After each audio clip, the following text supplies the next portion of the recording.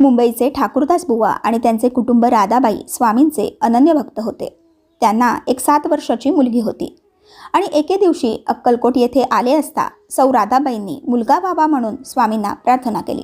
तेव्हा स्वामींनी, जो मनोभावे माझ्या दरबारात येतो मी त्यांची झोळी कधीच रिकामी ठेवत नाही, ह्या भावमुद्रेने आपल्या डोक्यावरील टोपी काढली आणि बाईच्या ओटीत टाकली.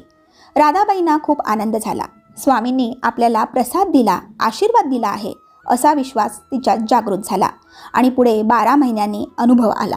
त्यांना मुलगा झाला व त्या मुलाचे नाव त्यांनी गुरुनाथ असे ठेवले. तर मंडळी, या छोट्याशा कथेतून आपल्याला हाच बोध मिळतो की अनन्य भक्ताची इच्छा स्वामी नक्कीच पूर्ण करतात. हे कायम लक्षात ठेवा. धन्यवाद. श्री स्वामी समर्थ. आणि अशाच प्रकारच्या स्वामींच्या मोठ्या स्वरूपातील सत्यकथा देखील तुम्हाला ऐकायला आवडतील का, हे देखील कमेंट बॉक्समध्ये नक्की कळवा. धन्यवाद.